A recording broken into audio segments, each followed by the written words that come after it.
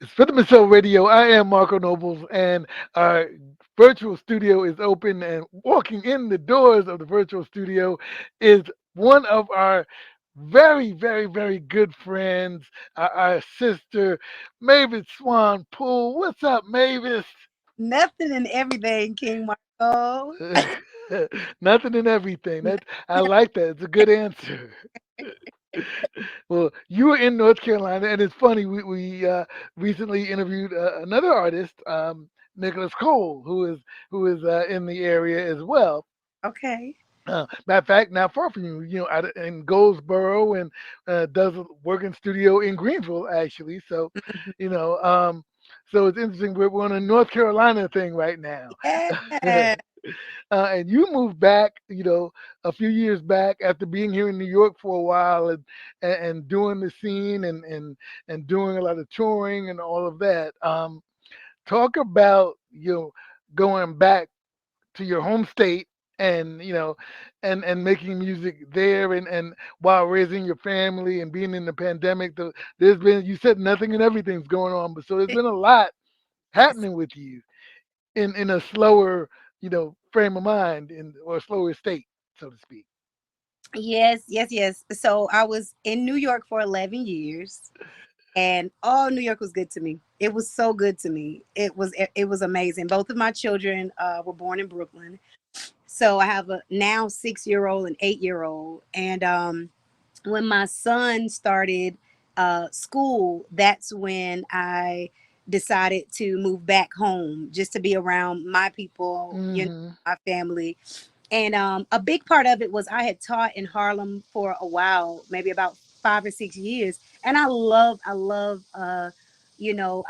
everything about it. But I wanted my kids to have like a slower start, where I was more in control about them getting around. Because in New York they'll hop on a sub and be gone, and a sub Right, like trying to find your kids. So right.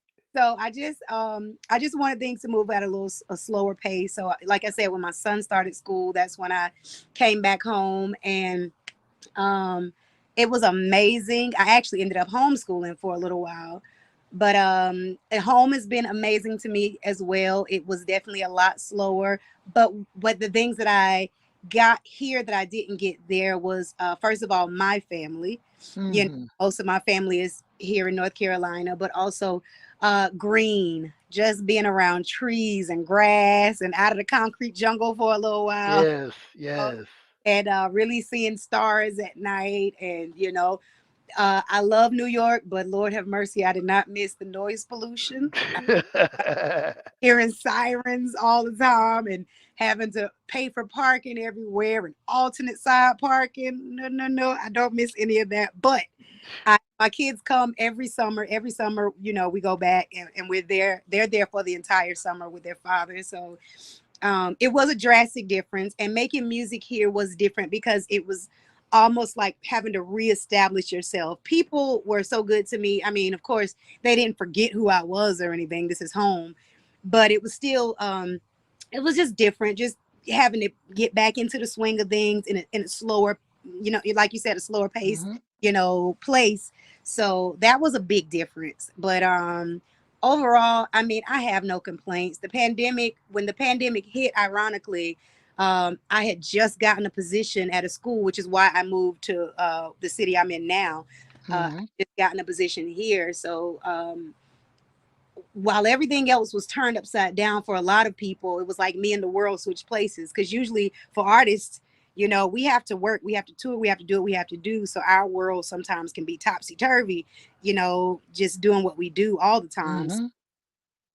I actually had stability through the pandemic because of the position that I accepted, and still able to do my career. Like now, understanding that my job is my job, but my career is my career. So I make it clear all the time that I'm a performer that teaches, not a teacher that performs Mm. my life. And I have to do that. Even though I teach others to be the best they can be, it's important for me to make sure I do my work as well. So here I am. There you go. It's Episode Radio. We're talking with Mavis Swan Poole. I think the last time we talked on air was right before the pandemic, with the when you were releasing a single back then. That was I think 2019, Hmm. um, 2020, 2020. right in 2020. Yep. So when you released I'm Grown, so it was right when the pandemic was kind of hitting. Yeah. Um, so again, talk about creating during that time. I mean, so everything shut down, so you have a lot more time to. It's already slower where you are, but you have a lot more time to, because everything shut down. You have a lot more time to think and create, and or to take stock of the things that we should be thinking about, which you did when you moved back down there in terms of family Mhm. and having that quiet time and that sort of thing. So how was that process for you as you're navigating the pandemic with your family, with your music? Actually, the single I wrote that song back in like 2000 and maybe 8 or 9. I wrote it years ago, and it just took me a while. It just took me a while to get it out, but it was one of those things that when it was time, like I had gotten connected with different people when it was time for this to come out. It was one of the things that, nothing, I mean, we don't, none of us unfortunately have our people here forever, and Hmm. I thought Hmm. songs that I made, I thought it was important to put that one out so my mother, just something in tribute to my mom, something Right. to a person that I love that's here. I can say my mom is here, and I know that won't always be the case, and that's not the case for a lot of people. So that was my first choice, just because of who she is to me. I thought it was important to do that first. But at the time, I was actually homeschooling, so it was actually a bit of a roller coaster with trying to be teacher in addition to be performer and doing interviews, and being willing to do what I needed to do.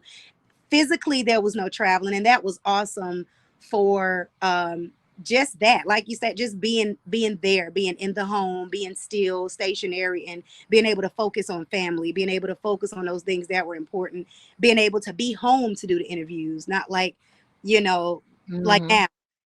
I went to work today, came home and cooked, had the mommy for a little, and then had to jump on the interview. So those things are back in play now, and Right. that wasn't the case back when the pandemic first hit. So, the time was allotted to really hone in on things that was important to me, and to my family, and to my career as well. So it was divine timing. I think everything happened in divine timing for it to be, right on point, for me to get what I needed to do done, and Hmm. for it to be successful, just as a body of work, even as a single, just as a body of work. Yes, yes, yes. And now the current single is The Assignment. You know. Ooh. So so talk about it. Tell us about this. So the assignment. Oh no, that this is the assignment is very much uh, uh, an adult song. Let's start there. Okay. um, and it speaks to honestly, it's coming from a different place. It's dealing with the things that we deal with as adults, but coming from a different angle, not just coming from you know the making love session was awesome. It's just a different way to approach it, Mm-hmm. coming in the cliche, this is a love song, baby, baby, ooh, baby, just trying Right. think out of the box, but also thinking about what's relevant, what's current right now, and how could I approach, this. And I was paired up from my manager, Myron Ruffin, King Myron Ruffin, I should say, with another king, who's been in the game as an artist as well as an amazing producer. His name is Eddie Gypsy Stokes, and he's produced for the likes of Dr. Dre and all of these other people. Right now, he has a great single out with he produced a single for Algebra and what's his name? Anthony. Anthony David. Yes. Yes. And so hot. BB and CC remake, heavy, Always heaven. Yes, yes, yes, yes. amazing, amazing. So, but he is the one that actually we got linked up again through King Myron, and I mean Eddie is second to none, second to none. Mm, And so when he sent the music, it was just like, okay, like everything he sent, because it feels good. I can just write. It puts me in a space, right. right? So that's kind of how things came to be. And I would be remiss to not mention my partner in crime, Mr. Jeremy Bean Clemens, because we have history for years and years and years. Yes.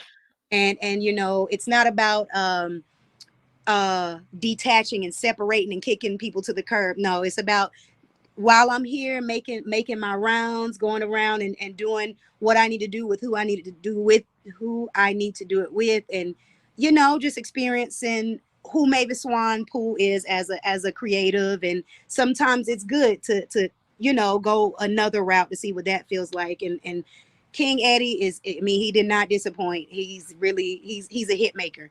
He knows. Right. Hey, he knows what people want. He knows how to give the people what they want. So it was very easy to write over what he sent. So Excellent. And you mentioned being Jeremy Bean Clemens, who's been your partner, and the two of you and others make up Soul Understated, which you've been performing with them for so long, and working with them, writing with them. These last couple of singles have been Mavis Swan Poole, you know, Mavis Swan Poole, not and Soul Understated. So hmm talk hmm about that, not shift, but that part of your growth, because that's really kind of how, at least I see it, that it's part of your growth, as an artist, to be able to, even though you're in the front of a band, to be just in the front period, without the band, without that, not support, but without that kind of backup, to really just be out there on your own, because it takes a uh whole different element to do that. hmm absolutely. Well, I mean, and it is support. It is. I mean, I was very well supported with Soul Understated. I was. Right. Um, Bean did so much. He really did. And he still does in his own way. He Mhm. still supports, and I believe that Yep. we'll be that for each other, because it's a friendship. It's not just a working relationship.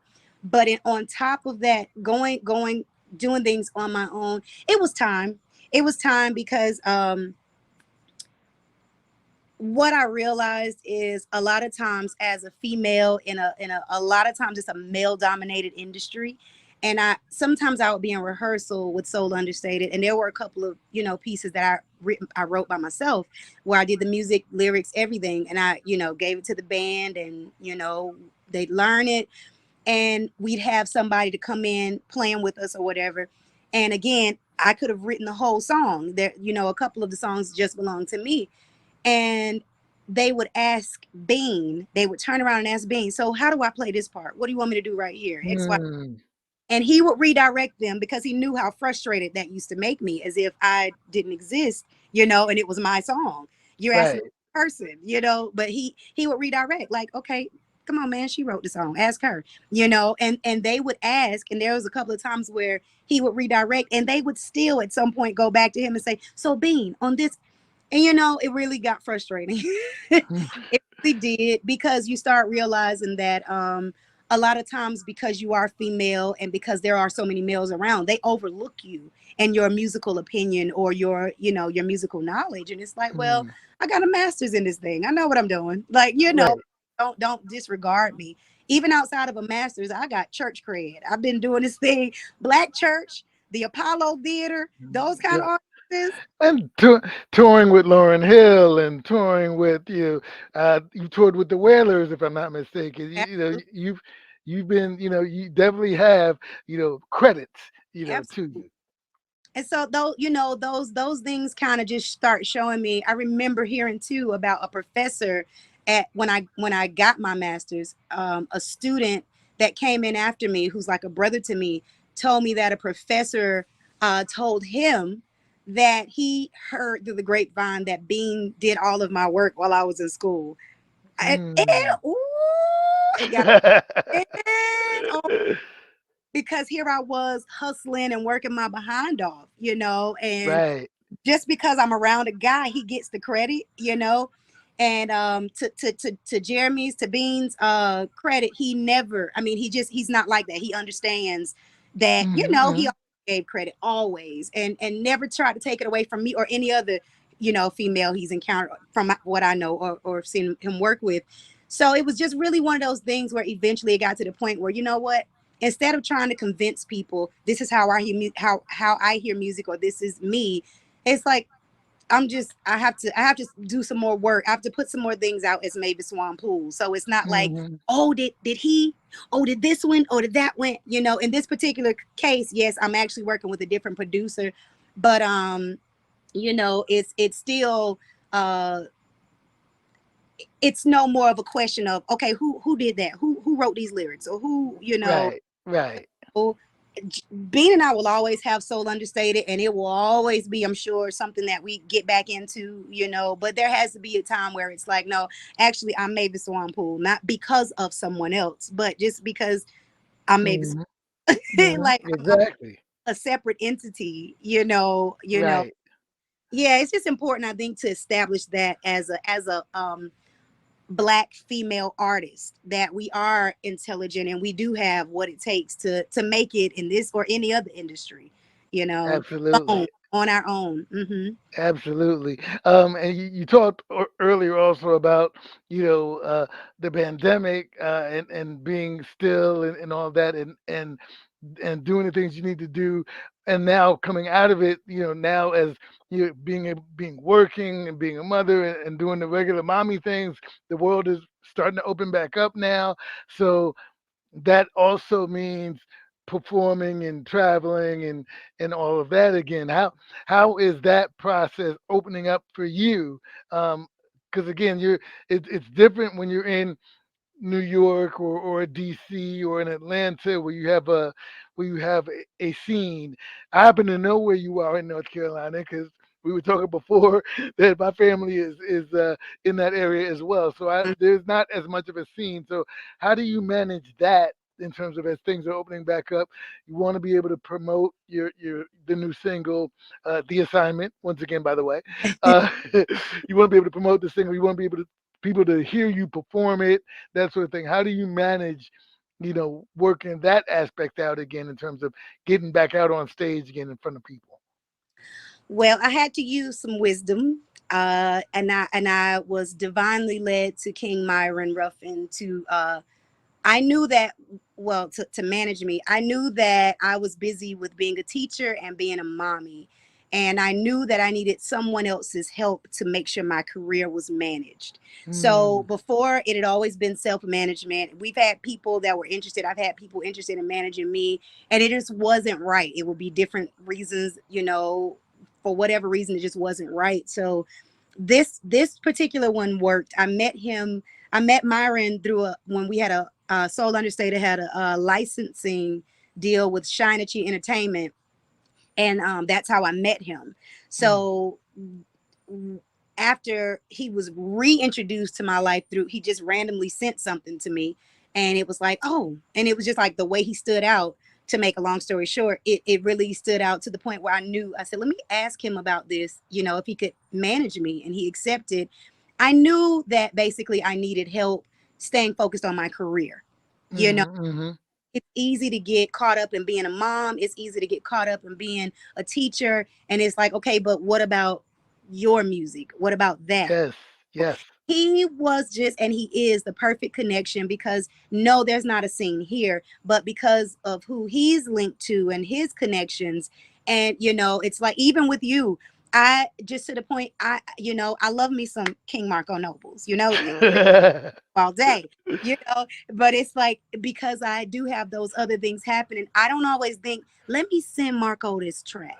Yeah, Have yes, someone yes. in your life that does, where you're a part of that rotation, and it's like, that's the connection. I'm always going to be connected, and to be able to have someone responsible for doing what needs to be done. So even though there's not a big scene here, I'm connected to someone that's able to keep me in the loop of other scenes in surrounding areas where I can travel up and down the East Coast and do what I need to do, Right.